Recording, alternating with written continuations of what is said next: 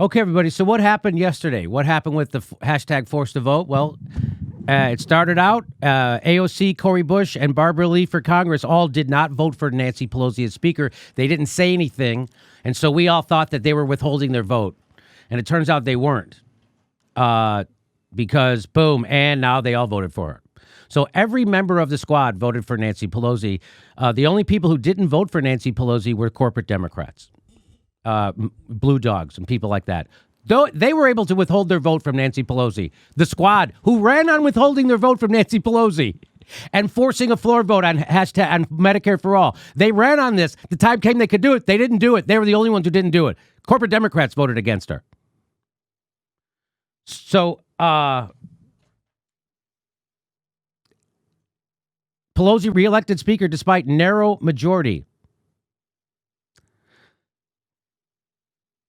That is, and there's the ending to your shitty movie. There it is right there.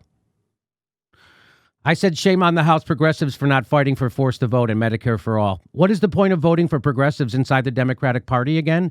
They won't fight. They are selling you out and abandoning you. Shame. We are a failed state, as is the progressive movement. Kyle Kalinski's right when he says, I'm sorry, but there's no excuse for the left not to have organized in the last few years to mount a challenge to Nancy Pelosi. You know she's hostile to you and your goals, and she has a 28% approval rating. She's less popular than Trump by far. What the F were you doing this entire time? I'll tell you what they were doing, Kyle. Nothing. They weren't doing anything. It was obvious they weren't doing anything. They weren't doing anything until a pothead comedian decided to bring it up a month before the speakership election. They weren't doing anything. They're still not doing anything. They weren't doing anything. This idea that they were negotiating behind the scenes. Now who's being naive? Kay? Are you kidding me? They negotiated behind the scenes and got nothing. Because if they got something, they would tell you. They told us we got PAYGO, and we all know PAYGO is 100% bullshit. 100%, no matter what anybody else tells you. I know a lot of people, well, that's important because we have to do it. That's bullshit.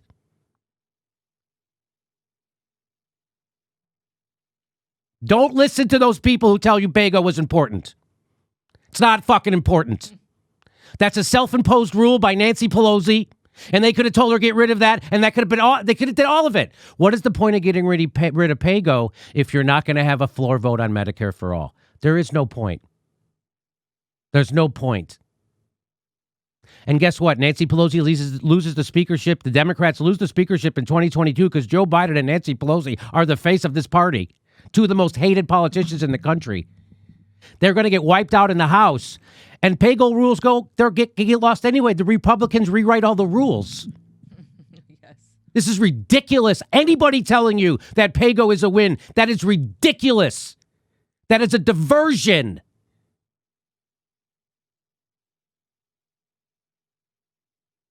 We got PAYGO, so this will enable Medicare for all. Are you going to do the Medicare for all? No. Then there's no point. You're bullshitting us. When Ryan Grimm came out, he was running interference for the squad, just like The Intercept does all the time. That's their role. That's their access journalism. That's what The Intercept does. That's what Ryan Grimm does. And everybody knew immediately that that was ridiculous. Dave Dayen knew it was ridiculous. Justin Jackson ratioed fucking.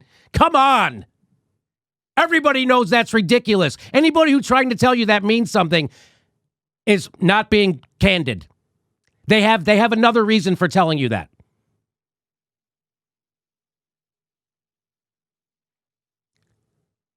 They were doing nothing. Where the F were you doing? They were doing nothing. They were doing Rolling Stone and Vanity Fair cover shots with Nancy Pelosi. Impeachment. They were doing impeachment. They were calling Trump an MFer in public. That's what they were doing. They weren't doing anything we asked them to do. They were pushing Russiagate.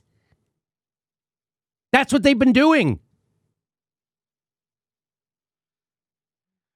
Ryan Knight says progressives in Congress shouldn't even be voting for Nancy Pelosi for Speaker in the first place, but to vote for her without demanding any concessions shows a complete lack of courage to stand up for the corrupt Democratic establishment. Hashtag force to vote. Some people think they were negotiating behind the scenes, and we just haven't found out what they got yet. Oh, my God. I've heard that. Oh, my God. So they got something, but they're keeping it a secret. Does anyone believe this shit? They got something, and it's great, but they're keeping it a secret. What?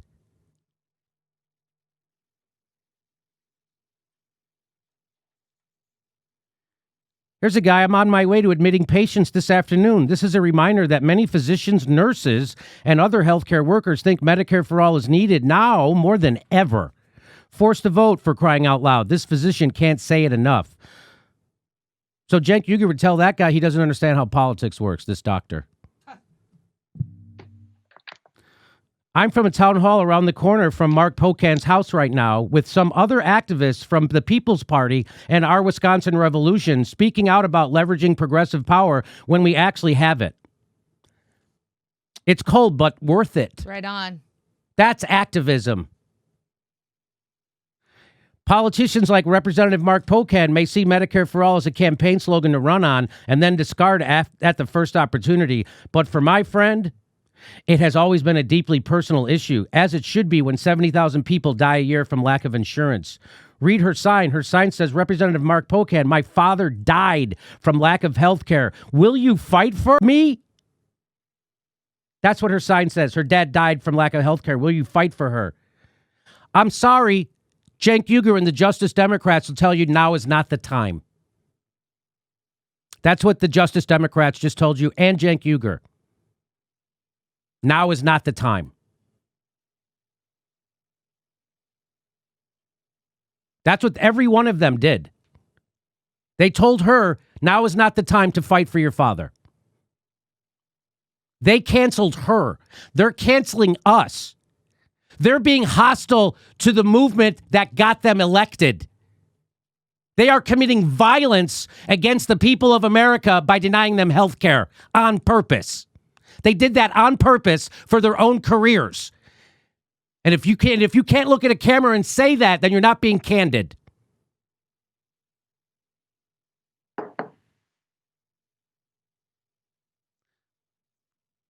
There's going to be another time when the squad's going to push for a Medicare for All vote. You know they're not, and I know they're not. Go tell that to this lady. We got a pay-go exemption. Go tell her. Mm-hmm. Go show her the video of AOC saying we got to cause a ruckus. We got to be willing. We can do this. All it takes is courage. And then show AOC saying we have to uphold the rule of law. She went from MLK to Nixon in 30 days. And you're not going to call that out? The way you put pressure on politicians is to scare them. The only reason this happened is because I scared them. Because I raised my voice and I was screaming outwardly the way everybody who lacks health care has been screaming inwardly. This woman is screaming inwardly the way I've been screaming outwardly, and that's why it got traction. That's how you fucking do a pressure campaign, not by sending them chocolates. We got to be nice to the people to get them to do what they fucking ran on. Are you out of your fucking mind? That we have to be nicer to them to get them to do what they fucking ran on? You're a cuck if you don't fucking hold their feet to the fire. They ran on it.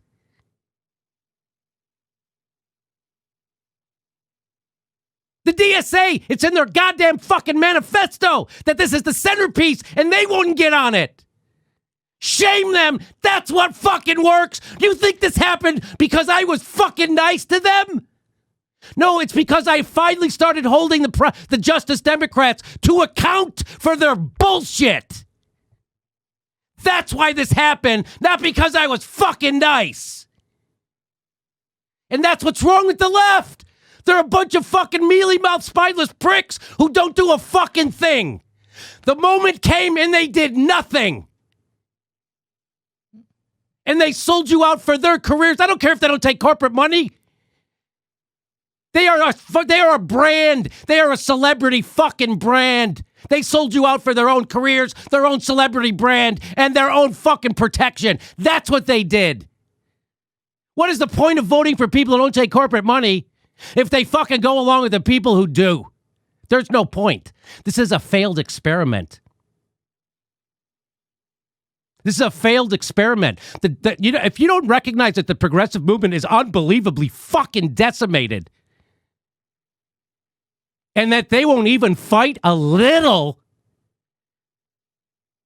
and you don't see this as an existential crisis?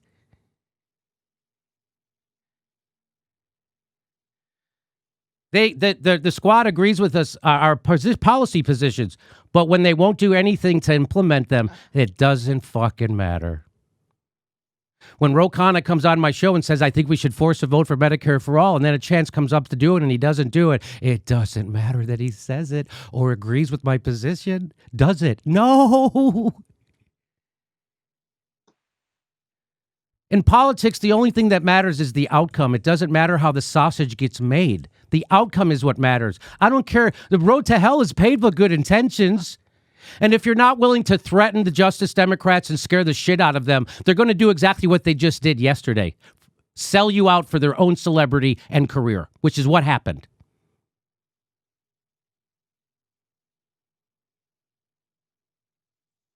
The vast majority of Democratic voters want Medicare for all. Progressive independents want it. Even a majority of Republicans polled, yet the Progressive Caucus squandered their golden opportunity. We still came out to advocate for forced to vote. God bless those people. Dr. McGowan, God bless you. The Socialist Alternative jumped on board. They endorsed our hashtag forced to vote. Socialist Alternative endorsed it. DSA didn't, even though it's in their manifesto. But I guess we shouldn't, we shouldn't shame them. I jump on board their idea and they come and attack me. I jump on board the Justice Democrats' idea and they come and attack me. That's what they're fucking doing. AOC tried to sick her neoliberals on me by saying I was causing violence, when all I was doing was was exactly what AOC told me to do, which was stop using polite language. She said it. Stop using polite language. Until you make people uncomfortable, nothing will happen. She got uncomfortable, didn't she? Yes. Didn't Mark Pocan? Yes, they did. Ro Khanna's so fucking uncomfortable. Every one of his interns wrote him a letter, and today he came out with fucking bullshit about how we could get Medicare for all, which is complete bullshit. That's how uncomfortable he is. They're all scrambling. Not because we were fucking nice, but because they know we're all watching and we're going to hold their feet to the fire now. So hold their feet to the fire. Quit making fucking excuses for them. Unbelievable. I'm not making this up. This is the existential crisis we're living in. And if you don't want to hold the Justice Democrats' feet to the fire, it's probably because you have fucking health care.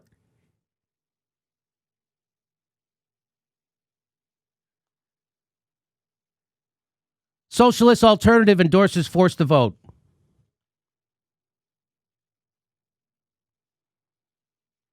If we can win a floor vote on Medicare for all, we can use that vote as a focal point for building our movement. We can focus the public eye of this life or death demand. We can work within our unions to win support. We can organize our forces to mount public pressure on Congress to concede to this massively popular demand.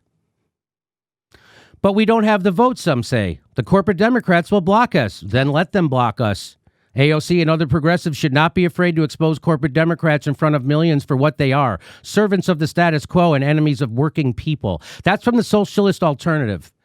That's Shama Sawant. Yeah, she's a member of that.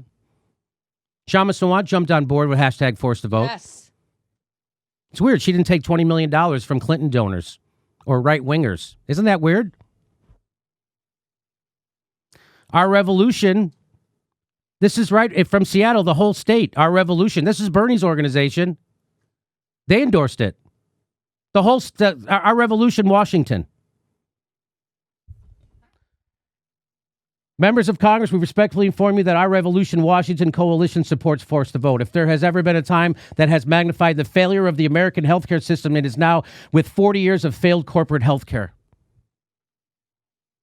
Our Revolution Wisconsin was on board with us. We are calling on Representative Mark Pocan, our Revolution, Bernie's organization. Cenk Uygur against Bernie organization. The Young Turks. Now against Bernie, now against everybody. We are calling on you, Representative Mark Pocan, as our elected representative to stand and fight for us by leveraging this critical moment to hashtag force to vote for Medicare for all. We elected you because you promised to fight, and we expect you to make a good on that promise. If not now, when? That's the question no one will answer. Okay, you're against doing this right now for absolutely no reason. There's not a reason to not do it. Every reason is ridiculous. Yet they didn't do it anyway. And I'm supposed to not shame them. Not only do I want to shame them, I want to find a way to make sure that they that we can primary them. Not only that, should we shame them? We should scare the shit out of them that they're going to lose their seat, because that's exactly where we need them to be. Or else they do that. They don't fucking do what they even campaigned on. If you can't hold their feet to the fire to do the shit they campaigned on, you already lost. If you're going to nice them into doing what they campaigned on, that doesn't make any sense. That doesn't make any sense. You got to be nice to them to get them to do what they campaigned on. And if you're not nice enough, they're not going to do it because you were rude. What the fuck? Can you imagine LBJ saying, if Martin Luther King, if he's rude to me, I'm not going to do the civil rights? Can you imagine if I was around in the late 60s and LBJ saying, I'd like to do Medicare for old people, but Jimmy Dore was a jerk? What the fuck?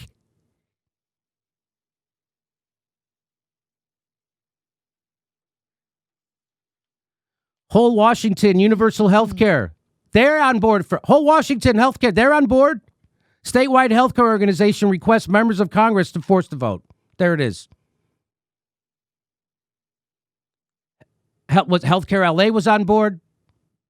And shame on anybody who wasn't. Shame on the DSA. Shame on anybody who wasn't on board. The Justice Democrats, TYT. They just revealed themselves. This is a clarifying moment. They all revealed themselves. They'll never fucking fight when the moment comes. They're not doing it. They're not doing it. And so now if we don't accept that they're not doing this, now it's our fault. Fool me once, shame on you. They already did that with the CARES Act. That's how I felt about the CARES Act. Fool me once, shame on you. Fool me twice, shame on me. So now they're going to fool you again. So now it's your fault. If you don't do anything to hold their feet to the fire right now and make them pay a political price for fucking not doing this thing that they ran on, shame on you. Now it's your fault. Brianna Joy Gray agrees with this. Crisis fundamentally in this country. The reason that we don't have Medicare for all is because the people in leadership aren't willing to say who is responsible for us not having Medicare for all. She is Bernie Sanders' press secretary. That's who's giving the speech. 88% of Democrats support this policy, and nearly 50% of Republicans do as well. And yet barely 50% of House Democratic membership supports Medicare for all. That gulf is not there because the people don't want it. It's because no one is holding leadership accountable to their constituents. We have a media apparatus that's completely unwilling to play. We have a lefty media apparatus that's largely silent on this issue as well. Right. And when we do have opportunities, no one is willing to name names and call out members of Congress, including people who are civil rights heroes. Right. You know, including people like Jim Clyburn, who happens to take more money from the pharmaceutical industry than anybody else in Congress. We can't be afraid to say these kinds of things. At the end of the day, without accountability, we're not going to make any progress in this area. Without accountability, we are not going to make any progress in this area. So the people who are making excuses for the squad, I want you to tell me, How are you going to hold them accountable? Because that's the question I asked to everybody, Ben Spielberg, and everybody on Katie Halper's Zoom call. How do we hold them accountable when they don't do hashtag force the vote, which everybody on that Zoom agreed should be done? How do we hold them accountable? And you know what they said back? Silence. No one has any idea on how to hold them accountable. I do. We tell them that you're a fraud. You're working for your own celebrity and interest, and you're not working for our interest. And we're going to let everybody know with a public pressure campaign. That's what they should have been doing before this vote. That's what they should be doing now. They should be scrambling to figure out because, by the way, there's nothing they can do. This was the moment. Just like with the CARES Act, you know why I was screaming so loud because that was the moment. And now it's over, and you see they're never getting a stimulus. They didn't get one for a whole year.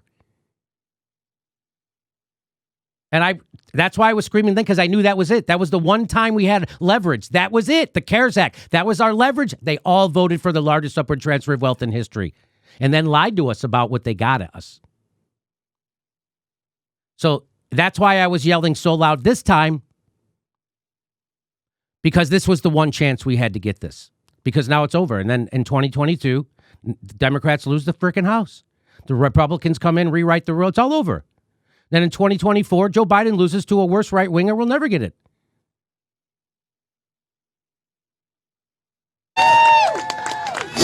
And it's going to be uncomfortable, and there are going to be people that we all have liked and supported and admired and fought for and donated to and marched for that are going to be uncomfortable, that are going to be targets of this kind of criticism. Targets. They're supposed to be targets. The people who we've all worked for, like the Justice Democrats, who we've all helped get elected, like Cory Bush and AOC, this show has helped get elected. Now we have to make them uncomfortable, not send them chocolates or be nicer. What has that gotten you? It got you fucking nothing. Nothing.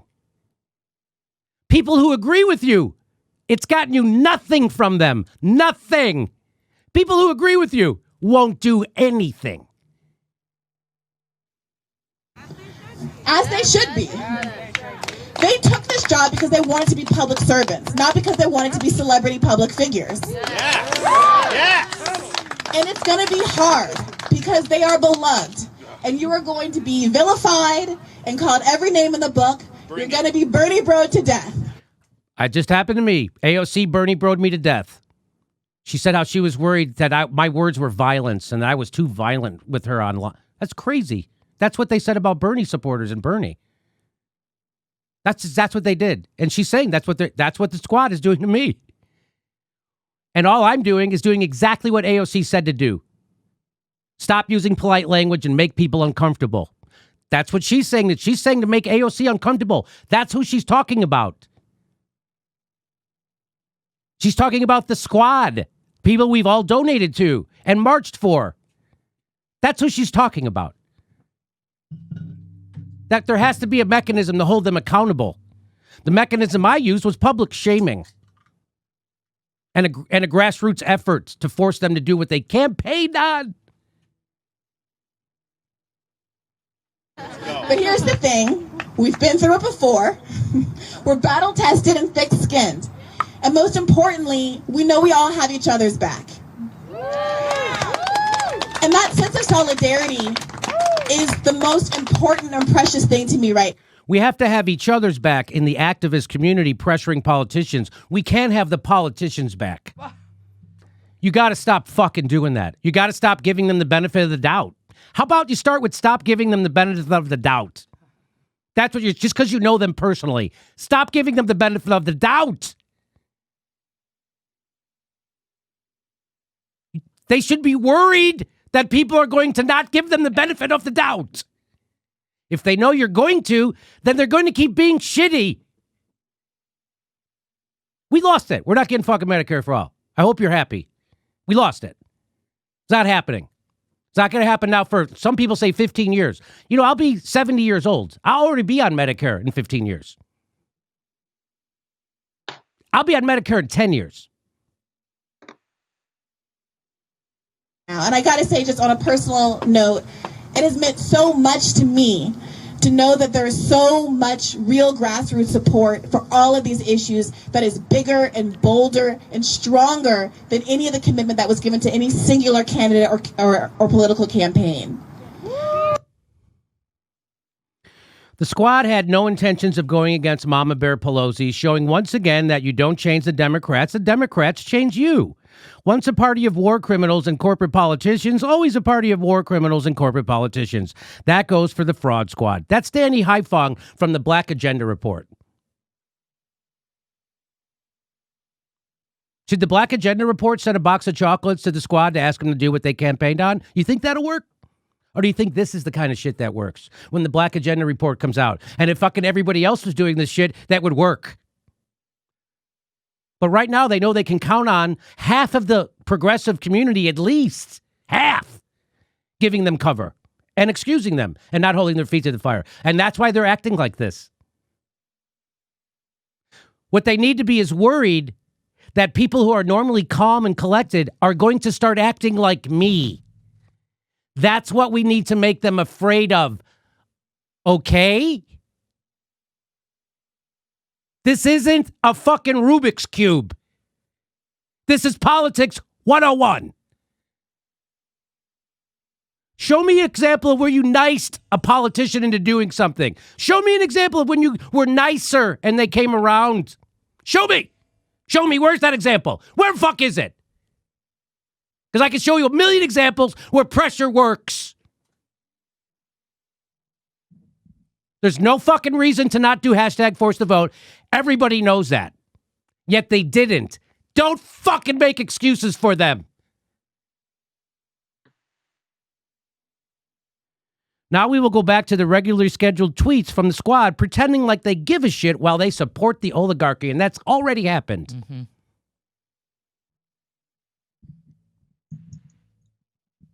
The Ministry of Appeasement is already fucking working their magic. Huh.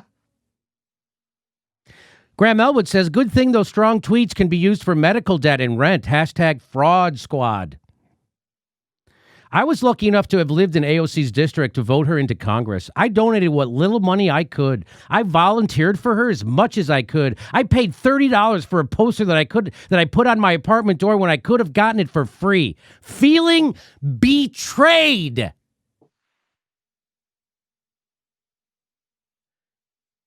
So if they betrayed us, you should start talking like it. Because that's what this person knows. That's a regular person who fucking put their heart and soul into AOC's campaign, and she's betrayed because she is betrayed.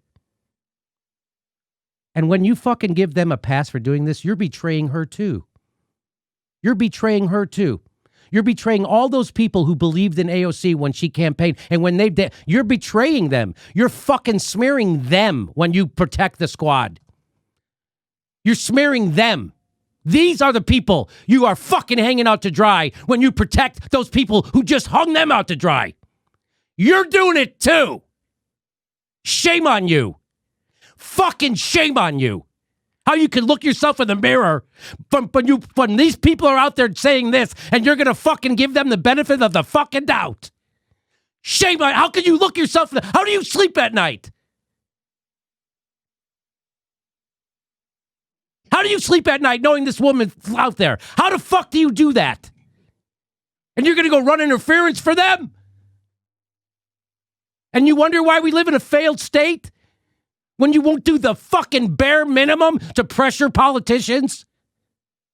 When they won't do the bare minimum was a fucking floor vote.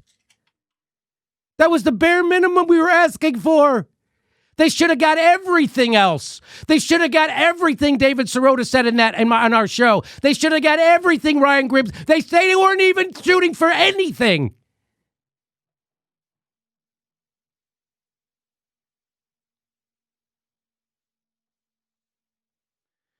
Hey, let's do this. They all took a picture.